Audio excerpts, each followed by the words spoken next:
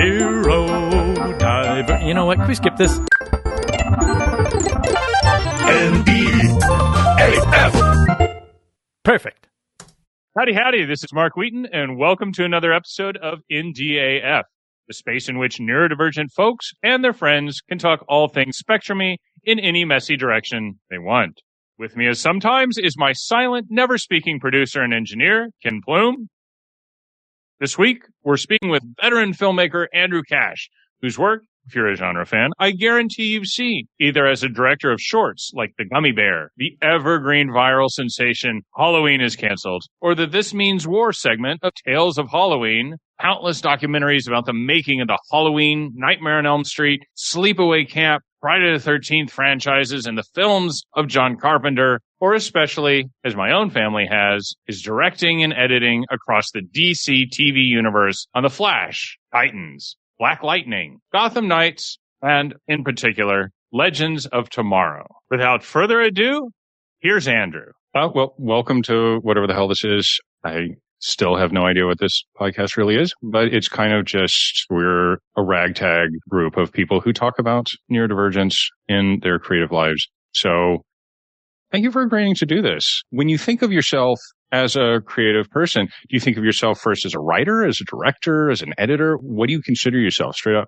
A filmmaker is sort of like the word, I think, that sort of encapsulates everything. You know, it's because to me, editing is part of filmmaking and 90% of my work is editing. You know, I do a little bit of writing, but I don't have a whole lot of patience for it. And I know way more talented writers than I am. So I'm lucky to have some cool collaborations there. And yeah, directing is, I don't know.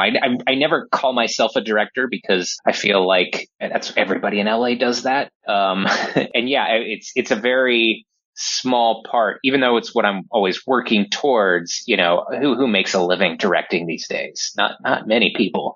So filmmaking is just sort of like the nice all-encompassing word. And where did that start for you? Like, how young were you when you started being like, okay, camera, hand, film, shoot, make something? I was always obsessed with film since I was a kid, especially because sort of like growing up in a very religious environment in the Deep South, like I was allowed to watch specific things, you know, being sort of like the Amblin generation, I guess, the VHS kids. You know, for me, it was like all I was really ever allowed to watch was like Star Wars and a couple of Spielberg movies. But that's enough, right? And then the rest of it's like this amazing forbidden fruit, you know, that you can't go near, that you latch onto when you get older. So I was just kind of obsessed with movies and movie making and video games, just the arts in general, really. And yeah, it just, I didn't think I could actually do it though, because being in the South, there weren't resources. I didn't have a video camera. You know, our family didn't have any like home video stuff that I could experiment with. So it really all felt remarkably out of reach, you know, as a kid, you know, and on top of that, you didn't really have the internet, you know, to really even connect to other fans or learn things about filmmaking. You know, there weren't that many books out there. You could read like Fangoria and Starlog, but you know, the resources just weren't there, you know. Now you've got YouTube tutorials that, you know, are right, that can kind of teach you everything. Right. You've got this like one-stop shop filmmaking at your fingertips, but it just never seemed of like a viable option career-wise. I just knew that I wanted to go into the arts, whether that be like comic book illustration or, you know, cartooning or whatever. I didn't care as long as it was something in the art. So I went to art school to try and just figure out what I was good at. And the second I got into a film class, it was, you know, where I could, hey, I've got a camera now, I could learn to shoot. And then when I got into an editing class, I stepped in front of an Avid, and it was like, something just clicked in my brain, you know, as far as this weird editorial instinct goes, you know, like, I don't want to use the term like Rain Man, but yeah. Were you already drawing at the time? I was drawing. Yeah, I was doing paintings. You know, I was learning sequential arts because that's all I could. I would draw cartoons, you know, as a kid in school, and little comic books that I would make, because that was it. That's all you had was like a canvas or a piece of paper and a pencil. But it was like a whole new world when I actually got my hands on gear for the first time, you Right. know? What art school was this? Savannah College of Art and Design, which was a really cool school to go to. And I was actually able to get in through, thanks neurodivergency, thanks to, some financial aid from the state that helped get me in there. But yeah, it was a cool environment just to kind of play around with different mediums without any worry or stress, Yeah. but it became like an addiction when I actually got to hold a camera and got to play with editing software. So what was the first story you wanted to tell? Like once you had those tools, where you're like, okay, this is the tryout, this is the experiment, or was it, no, this is what I've been gearing up for a long time? It's funny, like I wasn't really looking at a voice, so to speak, or like specific stories that I wanted to tell. I always knew that the sci-fi, fantasy, horror genre stuff, that's my safe space, right? That's the stuff that I'm interested in, where I kind of spent my whole life studying. So I wanted to do something in that space. But when it was just in school learning this stuff, I knew that I sucked. And so I took on a very anti-art kind of mentality of like, I'm just going to make goofy, deconstructionist, splattery, just like I had a very trauma mindset of like, because I was surrounded by, film students who were like high on Aronofsky, who had just emerged at the time. They were in Tarantino and they were all trying to make stuff like that. And I was like, I'm just an idiot learning the craft. So I'm just going to like read Lloyd Kaufman's book and spew green pus everywhere and just, make gonzo with whoever, will do it with me. And, it didn't make you popular with the other film students and the professors would sometimes give you weird looks. But that's just that was my brain at the time, was like, I don't know. I don't care. I'm just going to kind of have a little punk attitude about it while I learn what the hell that I'm doing with all this stuff. But it was just an addiction of like, I just need to be creating things and figuring out how all the dials and the buttons work. And then after that, it was sort of like, okay. I remember that book when it hit. Kaufman, everything I ever needed to know about filmmaking, I learned from making Toxic Avenger. Yeah. It was in Fangoria, and then it came out, and there's 100 trauma films you've never even heard of before that he's talking about. They were never in the mom and pop video stores back then. It was quite a book. Yeah. It sent me on like a deep dive too through the VHS stores of like when mom and pop places existed back then. They just even watched this stuff. But it was like that and Rebel Without a Crew, Rodriguez's book. And it was, all those things were really informative, in my teen years while I was just trying to learn all this stuff. And then from there, it was sort of like, okay, well, how do I apply that into some sort of sustainable career? So how did you make the leap? When you graduated there, did you immediately come to Hollywood? Did you work there I guess they were like Dawson's Creek and stuff was being made up the coast a little bit, but did you try to get into the industry there, or did you immediately come to California?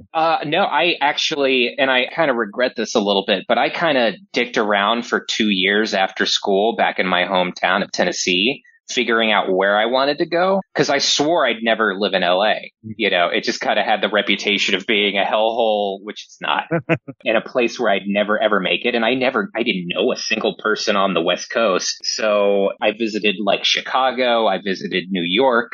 I visited, I'd hang out in Atlanta a little bit just to see if there was something there that I could do. Cause I was like, anywhere but LA. I want to work in the industry, but anywhere but LA. And then I realized that like Chicago at the time was just, all they were doing were commercials. Atlanta, there was no industry there yet. It was nothing like it was now. And New York was just like unlivable. It was just, It was unaffordable. And Canada, I couldn't even think about getting into. So, a friend of the family was like, leaving town to go to New Zealand to work on like King Kong, I think it was. And she was subletting her little studio apartment. I had saved up some money to move, painting houses and things, knowing that I had to move somewhere eventually. And after 2 years of just like life being nothing in the small town, I just ready to shoot myself. I was like, all right, I guess it's LA. I guess I have to just throw my shit in my car and move out there and just see what I can do and if I can survive. And that was really the genesis of it, was kind of taking a leap of faith. And at the time I was like connected into the horror scene through, online message boards and stuff. The horror websites were just starting up. And so I kind of fell into side journalism, writing for horror websites on the side to kind of like at least meet people, Yeah. and have somewhere to go when I got to LA. And so it's sort of, it was many, many, many, many years of poverty and going into myself an editing system, that I would do some horror journalism and then freelance myself out to the people that I would meet, editing demo reels or whatever they'd throw my way, out of my little apartment, and gradually kind of just grew from there. Yeah, that's smart. I mean, that's a hell of a hustle if you can pull it off. So that's pretty great. I didn't think I would make it. But that's the best. Anybody who thinks they can make it, 5 years later, they're just like, where did I go wrong? Having that like hustler spirit or the second you drop into town is pretty wise. So if we can go back real quick, when were you diagnosed with ADHD? How young were you? I can't remember the exact age that I was diagnosed. It was probably around, I don't know, 9, 10, 11, 12, somewhere in there.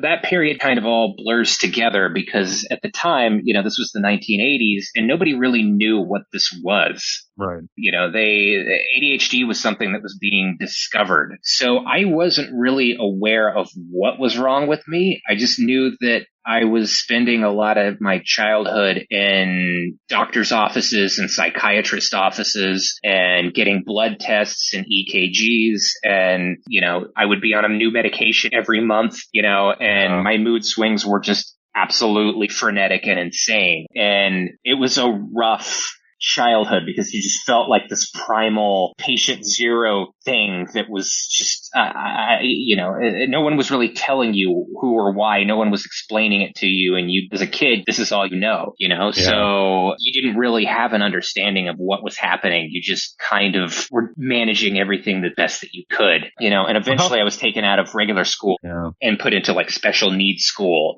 for it. How was it manifesting itself? What were the traits and kind of characteristics that were being expressed that you first kind of were like, no, this is an issue. This is an issue with my education.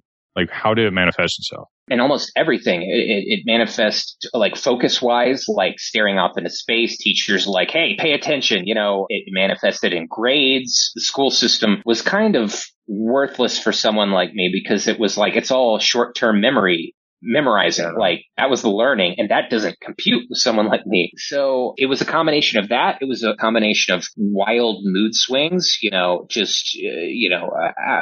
outrage and tempers and, just trying to get a hold of my brain, insomnia, like you name it. And on top of that, it was like, it took me like 20 years to figure it all out, but just relationships, socializing and making friends. And that was something that was always just really difficult. And I always felt like the outcast and full of just intense social anxiety. And just like, it just felt like I'm getting it wrong. Everything that I say and do, I'm getting it wrong. And everyone's just treating me like a weird little freak. So it's after a certain point, you kind of withdraw from the world after so much of that because you think that the problem is you. When you're watching though, movies and comics and TV and any of this, did you ever see a version of what you were experiencing written by somebody else, created by somebody else? Did you ever see yourself in the media, or was it just the presentation of ADHD at the time was just so retrograde, you never really connected or like half connected? Was there anything that you saw where you were like, wait, that is what I'm experiencing, or none at all? I don't think that there was anything in particular that I just like there was no light bulb like, Eureka, that's it. But, I've kind of pieced it together over the years, and I was always attracted to like stories of monsters, because they're outcasts, underdogs, anything of that nature was something that I think subconsciously or emotionally I tapped into, because that was sort of the safe place to explore your own struggles and your own feelings, and seeing those traits or any sort of uphill battle or misunderstanding that a character would have or a monster would have. That's something that's automatically identifiable. I still think that that's why like so much of fandom and so much of that culture is very much a haven for neurodiverse people, because it is the same, whether it's anything from Star Wars all the way up to like Harry Potter or Godzilla movies, Frankenstein, classic monsters, whatever. It's all, Buffy the Vampire Slayer, anything. They all have these elements that kind of are safe for us to explore and identify with, that we instinctively tap into. And I think that's a big part of, it almost feels like a collective group therapy, Yeah. when you discuss this with other fans. Funny because we've talked about it on the show before. The difference between the book Frankenstein and James Whale's movie, Frankenstein's monster is articulate and talks and culture. And like in the Shelley novel, in the movie, they chose to kind of make him mute, make him hard, like have impossible times of social interaction. They really changed Frankenstein's monster. So you find all these neurodivergent fans who are like, oh yeah, the book's fine. Victor Frankenstein's the neurodivergent one in the book. The movie, though, of Frankenstein was one of the first times that they ever were like, oh, wait, I am Frankenstein's monster. And that becomes almost like a gateway to being able to be like, oh yeah, other monsters. Oh, I get this. Exactly what you're saying. And it's funny that Whale did that had to kind of change it to be this kind of tropey portrayal in order that suddenly you have all these people relating to the monster in a way they didn't with the book. Yeah. Yeah, it's because, a lot you feel like him, like Frankenstein's monster, who's this thing that's going out in the world and trying, and he's portrayed as like this sort of open-hearted creature, right? Who's going out and trying to make friends and doesn't know what he's doing, and everybody's freaked out by him. And, he drowns a kid, but it's not, he doesn't know what he's doing. It's just his playful instinct, and it's like that moment to me as a kid was when I would play with other kids. I would play too hard or say the wrong thing or freak people out, and they'd go running off and I'd never see them again. And, so that sort of relation of like, thankfully, I didn't have to put up with people carrying pitchforks and coming after me. But, at the same time, it's that same feeling. It's that kind of thing that's incredibly relatable. When did you start seeing it? Once you started working as a filmmaker, when did you start seeing it as a plus? Or have you ever seen it as a plus? I know a lot of people who definitely see it as a plus. Like for me personally, my neurodivergence means I can write for 15 hours in a row. I mean, there's so many things that I'm kind of like, oh yeah, I got there because of autism. And it's like, sometimes it works for you. Is there anything positive you see about bringing ADHD into your creative life? Or are you always kind of banging up against it? I feel like it's absolutely I feel like so much of my creativity I owe to it because like you said, 15 hours at a typewriter, I can edit for 15 hours, or I can be on a set for 15 hours. And that is, I owe it a lot to that. Certainly, my career as an editor, I feel, look, I'm not a very confident person and I'm still racked with anxiety to this day. But if there's one thing that I'm confident at is when I'm sitting at a computer and all the pressure's off and I'm sort of molding a movie or a television episode, it is 100% I credit to my neurodivergency because it was something that the second I got into it, it was just there. It was on. Like I said, it was like Rain Man. It was like, whoa, what is this? And it's an instinct that I think my neurodiverse brain is really good at cutting images together and pacing and tone and knowing exactly what to do at the exact right moment here and there and doing that all day, every day and making thousands of those kind of decisions. If I was, I guess what do they say? Neurotypical. I don't think I would have that ability, but it's also very weird because, and I've thought about it a lot because if I go into a situation where I'm like, it's like a group situation, right? Like a big party with a lot of people, or I'm talking to more than one or two people at a time, I freak out. I don't know how to engage, or I'll interrupt, or I'll just the social anxiety becomes overwhelming. If the space is loud, I tend to freak out and withdraw, and I don't feel comfortable. And that's just that's something I've always been like that. But then if I'm on a film set and I have a bullhorn and I'm like directing 200 extras and 100 crew members and 20 principal actors, I'm fine. It's weird. It's a very weird thing. I feel like as long as you're focused on the work, the sort of hyper focus that comes along with ADHD, I feel like that's the greatest ally when you're in that environment doing the work, because that's where the strengths all kick in. And that's where, personally, I'm at my most happiest. Is it also part of, and I guess because editing is so much, as you were saying, there's sound, there's tone, there's color, if you're able to control your sensory environment and control the set, control the sensory environment that's being presented, do you have sensory issues? Because it sounds like when I'm in a crowded space, I stop hearing. I stop being able to, when we're at Dead Right Horror, I can't hear people talking because it becomes one low tone. if I can control my sensory environment, everything's hunky dory and I'm able to deal with that. Do you have any sensory issues that you think when you can control them because you're always fighting to control your sensory environment, do you think that works in your editing and in your directing? I think that's a small part of it. I definitely, when we're at dead right, I do feel that sometimes where after it's not right away, but as, if we're into hour 3 and, Jared's still going, and the crowd is like really, all talking like in unison and getting louder and louder. Same thing in like Las Vegas. If I go to Vegas for a weekend, by day 2, the sensory overload of the machines, the people and everything, like I just start to unravel and get like, I gotta get out of here, gotta get out of here. So I think that is a small part of it. It just takes time. A lot of it too, I think, is just structure. I think part of me really thrives on structure, because if you're on a set and you know what you're doing, you've prepared for this, you know what you're going to say to everybody, you have your schedule, you know what the day is going to be, you know how to make it, and even though, you're answering 500 questions in a day, these are all things that you've thought about and planned in your brain. Whereas if I'm just at a big group party, just socially interacting, that's just a hard thing for me, because it's like, I've always described it as, when people say what it's like to be neurodivergent, for me anyway, it's like playing a video game. And, when a character asks you a question and you get the dialogue boxes to pop up, to how to respond, you've got 2 or 3 little options that you can choose from, right? To have your character respond. This is like having 20 or 30 boxes pop up, like right at the same time, and it's like, oh, you've got 10 seconds to answer. Go. Don't say the wrong thing. Don't f it up. So yeah, that's, I think that's why, when I have a task, when I know what I have to do, or when I've, given a lot of time to think things through, that's why I function better in that big, loud, environment, as opposed to other crazy Wild West, environment.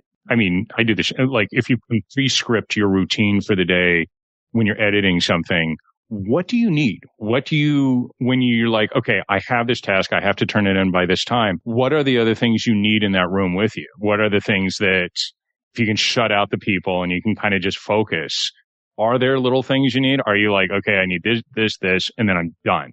And that's all I need for the next 20 hours. Or is it just the task? It's just the task, really. I mean, I can adapt to the task wherever that is, it's not that I can't like think quickly when the situation, dictates it. I can improv and do unexpected things and handle things that are thrown at me, out of the blue. But the environment has to be right. It's very strange, and again, as long as it's work related, I feel like I can adapt really quickly, whereas if I'm like in a group conversation with comedians who are throwing out zingers, like I'll think of a good retort, like, 20 minutes later. But when it comes to like, just, I don't know, cutting or filming or directing, like it is those neurodivergent traits, I think, tap into those specific skill sets to where I can navigate whatever happens. So what are the challenges? I mean, last week I told you, we had a book publicist on, because a lot of writers I've talked to are like, writing is fantastic, promoting is death, and talking about the challenges of that. What are the challenges to the job that you found that neurodivergence kind of gets in the way, or at least is like a stumbling block? I mean, the biggest thing for me is relationships and networking. Skills, as you know, like especially in LA, skills will only take you so far. You are at the mercy, and your career is at the mercy of people in power who believe in you. You need people in your corner who can make things happen. Otherwise, it doesn't matter how good you are. And, a lot of it, it's the age old Hollywood thing saying, it's all who you know. And that's very true, as opposed to finding work, the opportunities, a lot of talent is important. Luck is a big factor too, but networking and knowing people is the ultimate, I think, key to survival and success. And for someone like me, at least, I mean, a lot of neurodivergent people out here are really great at it. For me, and it's something I continue to work on. Like, it's meeting people, networking, keeping up relationships in the busy day-to-dayness of life has always been a challenge for me. So that's been, I think, my greatest bane, and why things tend to take very long in my career to get where I want to be. And now, look, everything's chaotic, right? The whole industry's in free fall. So now nobody knows much anything right now, and we have no idea what our futures are going to be. But that's been a big factor. I'm not a guy who, to me, my idea of hell is going to like a mixer where you don't know anybody. And you have to do that sometimes, and it's not to say that I can't interact with people there, but the people that I tend to meet and befriend in those environments tend to be the most extroverted people who are just like, hey, who are you? Right. And then I'll come out a little bit and start, form relationships with those people. But if I'm walking into a party and I don't know anybody, I'm the guy that just goes and befriends the dog and, just sits there awkwardly and pulls out my phone after 10 minutes and go talk to somebody. Just, I don't know, say something, anything, and maybe I think a lot of that is for a lot of people like us is like, you're still dealing in your adulthood years, sort of like the weird trauma of, social interaction after years and years and years and years of getting it wrong. That feeling of just, oh God, I don't know what to say. Shame. I don't know what to do. I'm going to be shame and humiliation. Shame. Yeah. Yeah. Shame, humiliation, and just, always being the awkward person in the room. That never leaves you. That never goes away. So it's my girlfriend, overcame it through like bartending and putting herself in a situation that forces you to do that. And certainly, on the directing jobs that I've gotten, that has helped me out, tremendously, it's like forcing myself into these big group environments to where I've over the years, I've gotten better at it. But, still first day on a job, like, it's imposter syndrome, it's ADHD going wild, sensory overload. Like you're like, oh, everybody hates me. Oh, I'm a f***ing idiot. I don't know what I'm doing. They're going to figure me out, and then finally settling into a groove sort of after that. It's the hurdles are always yourself, your own brain. You're always at war with your mind and your insecurity. So, it's the giant that I think we'll all be, or a lot of us will be fighting, our entire lives. I always joke to Ken on the show that one day there will be a celluloid closet-esque book because I've worked with so many filmmakers that are clearly neurodivergent, clearly undiagnosed. And you're just like, oh, that's why they have a producing partner who's helping them out. That's why there's this one studio where they continually work. I've seen so many people who do amazing work. And then you meet the producer who's like, I keep a bubble around them so no one can get in. And these people make $1 billion for studios, but they're very, very, there's a real understanding, even if it's not called neurodivergence, there's a real understanding that they work better if there's none of that. If it's only on set, if there's no social interaction, you never see them do anything that's not canned with a publicist. And they always wear the same clothes every day. Like there's all that kind of stuff that now feels very familiar, but it's a whole generation of people that don't have the vocabulary that, like, say, our children's generation has with neurodivergence. And I've always wondered if there will eventually be like this person was this and this person was that, or if that's just not something that's ever going to be known to us. Yeah, I feel like LA in general, because it's the arts and it's because it's the place where all the sort of outcasts or the people who feel like they don't belong go to build a life. Like, I feel like this town and this industry in particular is almost like a neurodivergent Disneyland, and the result is like, it's way more accepted out here. As hard as it is, I've still found more of a sense of belonging here than I did in other parts of the country. And people, are, I think, much more tolerant and accepting of people's quirks and eccentricities, because that kind of comes, that's almost like default for being an artist, right? Yeah. So yeah, it's interesting. Like and the more that you talk to people, once you get them out of these environments, I don't know if there'll ever be like a big open conversation about it, which is why I love that you're doing this podcast, because I feel like there's a lot of pressure on all of us out here to, maintain the illusion of success at all times.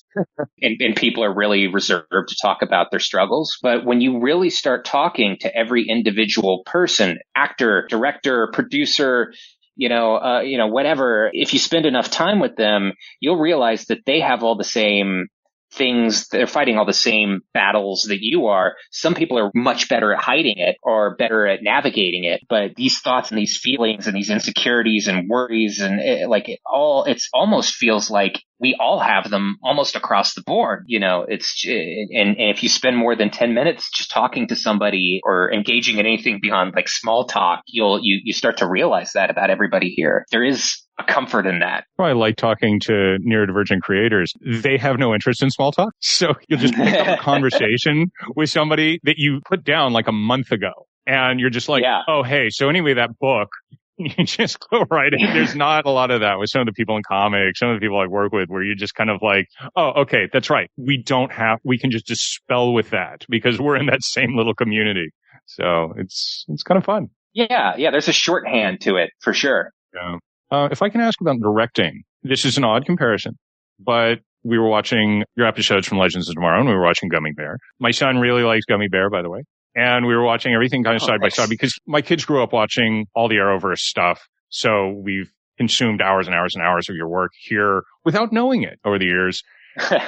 If you could talk a little about, just for people who are listening to this, who might be wanting to get into this, but are kind of like, I'm neurodivergent. I have my own kind of insecurities about this. Directing Legends of Tomorrow versus directing something like Gummy Bear must be insanely different experiences. Is your approach absolutely the same each time? Or how does your kind of neurodivergent work for one thing where there's a lot of support and there's a lot of people and there's a lot of routines and you're running against a clock versus doing something smaller that you might have more control on as a director? Yeah. It's interesting. It's both completely different and at the same time, not that different at all. The race, sort of the overall feeling of directing and racing to make your day, you're fighting time and money, just trying to get all the pieces that you need, all of that kind of feels exactly the same, no matter if you're doing something on your iPhone or if you're on a giant film set in Canada. What's different is sort of how you navigate things, because when it's me doing something like an independent short or something like that, it's, you have to really you have to talk a lot more, right? You have to direct people a lot more,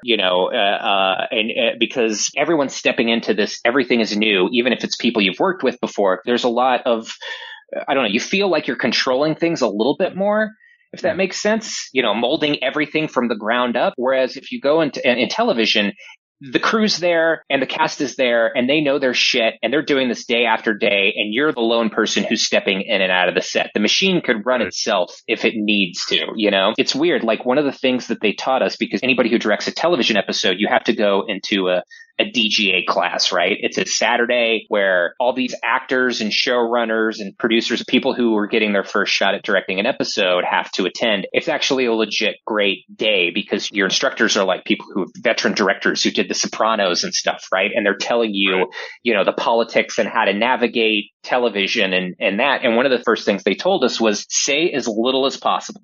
Don't talk unless you need to, because you have a vision, have a plan, communicate it quickly and efficiently, but everybody there knows their already. Like if the more you talk, the more you're going to get into people's way. So, the machine is bigger, and to say it's not like one thing feels more creative than the other, weirdly enough. It's just a very different way and style of directing. But at the same time, the fundamentals are always the same. Like you got to show up with your shot list. You have to know exactly what you're doing and tell everybody what we're doing. But the beautiful thing about television that was kind of liberating was to have all these department heads and all these crew members and all this cast at your disposal. So you say to each one, go do that.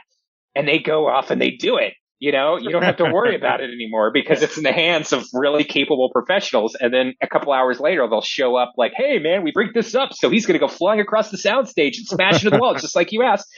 Even though you're working with writers and producers and actors who have their own idea. And at the end of the day, you don't necessarily overrule all those decisions as the director or even get final cut at the end of the day when it airs. There's still something wonderful about like, here's what I want and I'm going to tell you, and these guys are total pros and they'll go do it. It's a wonderful feeling. So yeah, it's the same vibe, but in a very different environment. Have you ever had a situation that sounds fantastic. I could never direct. Have you ever had a situation where you ran into something and you just couldn't get through it? That there was something holding you back where you just like, it just didn't fly. The environment was wrong. You couldn't quite get there either as an editor, as a director. And you're just like, everybody's had that moment of, if I was neurotypical, I could have pulled this off.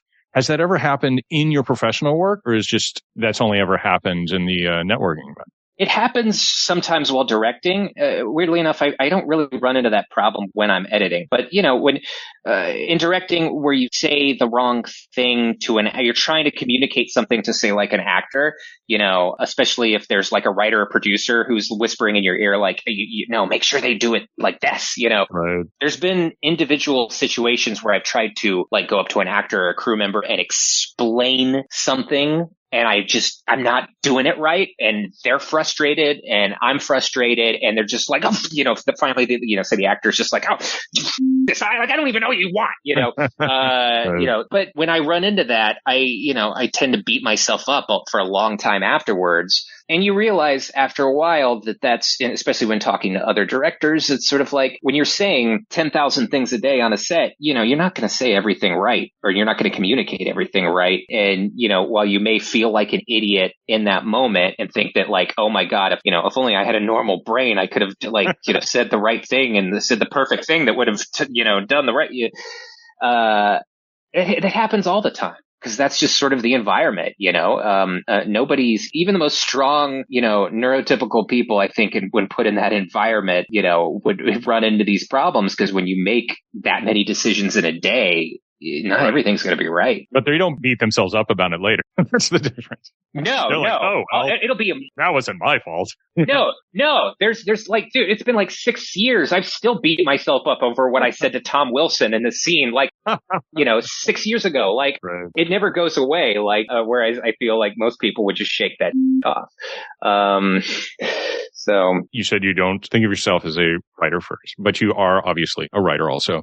When you're setting out to tell a story as a filmmaker, has there ever been a thing where you're like, okay, I would like to talk about in story neurodivergence? Because, it's kind of faddish now. There's so many different pieces of story comics and TV shows and movies right now. They're exploring neurodivergence in a way that's not as tropey and stereotypical as it was even like 3 years ago. Has there ever been a story where you're like, actually, if I told a story like this, you would make it text? Or are you like, no, I know that it's there in my storytelling anyway. I don't need to shine a light on it. Have you ever had the impulse, I guess, to explore neurodivergence as text in your filmmaking, your personal filmmaking? Not until recently. I'd never really felt compelled to make stories about my own personal experience or see myself reflected into it, because I spend enough time with myself. I don't need to do that when I'm being creative. Right. But like recently when, you said you watched The Gummy Bear, we're currently in development on a feature-length version of that. Oh, cool. With stop motion? Yeah, if we can make this movie, there's going to be a ton of stop motion in it, and 2D and whatever the hell else I could throw at it. But one of the things that I did immediately when sitting down to conceive it was I wrote the main character, rewrote him as a neurodivergent, as a guy with intense social anxiety who's been shut up and afraid to leave the house or interact or form relationships. And he only, it's sort of like, well, what would the worst version of myself from 15, 20 years ago be in this Right. Zoom culture where nobody has to leave their houses or apartments anymore? I haven't even stepped foot in a studio office, in a production office in 5 years since COVID. Like I've been cutting shows and movies out of my house because nobody wants to pay for office space anymore. but I rewrote the main character with all this intense social anxiety and all these things that he has to overcome. And kind of the entire point of the movie is he eats a gummy bear and goes on a crazy ass road trip while freaking out and hallucinating the entire time. But through the process, finds the steel in his spine, to engage with the world and engage with people through, the night from hell, basically. So, Right. That was the first time where I put my own experiences and my own sort of, I don't know, although I obviously it's going to be a much more heightened comedic version of that. But yeah, that was the first time where I consciously was like, hey, I am actually putting my own experiences into something. This is interesting. Is that where you live? Do you live at horror comedy? I mean, obviously you've done a lot of horror, you've done a lot of funny stuff. Is that like, if you could do anything, would you be going into horror comedy? Like just like what you did in Tales of Halloween. Is that your favorite spot? I think that's my sweetest spot where I have the most fun. And, luckily Legends of Tomorrow gave me the opportunity to do that too, because they would do plenty of their horror episodes and their comedy. It was overall a comedy show, and they knew that I was a big horror nerd, so that they would the writers would intentionally throw that stuff at me when it came time for me to do an episode. But, horror comedies, I would like to do a straight ahead monster movie. One day I would like to do more serious stuff because I think most people think that I can't do it. So, anything, but as long as it's in the genre space, whether it's, original stuff or IPs, whatever, I'm like a kid in a candy store, no matter what kind of subgenre I'm working in. I'm just happy to be in the genre space. Well, what are you working on right now? You're writing the script, the feature length of the short. What are you kind of working on right now? Not a question about neurodivergence. Just like, what are you up to? Yeah. I mean, right now, I think like most people I know, I'm in this weird limbo right now where we don't know what the industry is going to do, right? Yeah. I've turned my focus because I don't see any jobs coming down the pipeline on the studio front for any television shows or movies. I've been aggressively trying, but almost everybody that I've worked with for the past 10 years is in the same exact boat. A lot of people are way worse than I am. They haven't worked in 2 years. So while the industry does whatever it's going to do, I've sort of put my attention into independent stuff. So I've been cutting a couple independent projects for friends on my own system just to make a little bit of scratch on the side. And in the meantime, I have two, the Gummy Bears one, there's another short that I adapted into a friend, Cody Goodfellow, who adapted a short film that I had made during COVID into a feature. And that is currently off with some much bigger people. They're trying to find the money for that. I'm working with these producers now, trying to find the money for the Gummy Bear, and get that cast and everything and try and move that forward. I also have if all else fails, because you never know what's going to happen, I also have a micro budget, like $20,000 feature written and ready to go that I've casted up with friends. And this is that thing that's like, all right, if none of these other things happen soon, I'm going to just attempt to crowdsource this thing and make it so, because I've never made a feature before. I have to do it. I'm 45 years old. It's time. Yeah. And then on top of it, learning mobile filmmaking with the iPhone Max 16. I bought lens packages. I'm learning how to shoot right now and teach myself through YouTube tutorials how to make shorts on these iPhones, which you get the right lenses and you have the Pro Max. It's like having an Arri camera, or, it stands up alongside with the high grade stuff. So, in the meantime, it's also just like, I'm just making shorts and looking at ways to maybe make web content and monetize that to hopefully, in case the movie industry or television industry doesn't come back, if my union job doesn't come back and I lose my health insurance, and you can't be blind to that. You have to always have a contingency plan. So right now I'm sort of in adaptive space. I'm like, okay, put every iron in every fire, plant every seed you can, learn everything that you can right now while you have the time. So that way, whenever this business shifts, wherever it's going to shift, hopefully I'll be in a better space to leap, Yeah.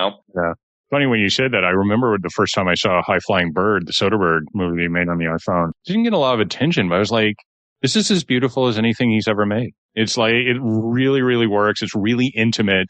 And I was like, oh, like a lot of people talk about Tangerine, but I really liked when Soderbergh picked up an iPhone also and was like, here's this great film he made. So I don't know, future for a lot of people, I hope. It seems to be. I was skeptical until recently, until the new model came out and everybody started, even people in the prosumer space were going like, no, you don't realize what this thing can do. And then once I tapped into it, I was like, oh my God, this is a one-man filmmaking powerhouse. So yeah, I'm just kind of learning all that and playing with lenses and doing camera tests. But there's something exciting about going back out there like the old days, running around without crew, making fun little things, just whatever you can think of. So, I'll just use the time wisely. Well, I very much appreciate you coming on to our show today, Mr. Kasch. I really appreciate it. And thank you for all your insights into every aspect of your life for our crazy and craven listeners.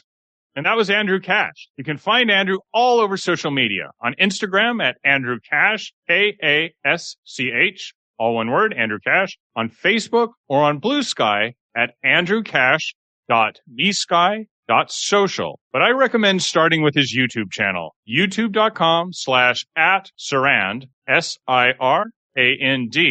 where you can watch countless pieces, including interviews from Andrew's reporting days, a long series of interviews, horror author John Skipp, and then the great shorts, including the ones he mentioned, The Hypnotist and The Gummy Bear. If you'd like to test your horror trivia knowledge against him, get a team together and come down to Blast from the Past in Burbank one Thursday a month to take part in Jared Rivet and Rebecca McKendry's Dead Right Horror Trivia Night. Fair warning, he will defeat you. Thanks for listening. See you next time on NDAF. NDAF. NDAF is produced by Ken Plume, and our theme song is by Mike Furman.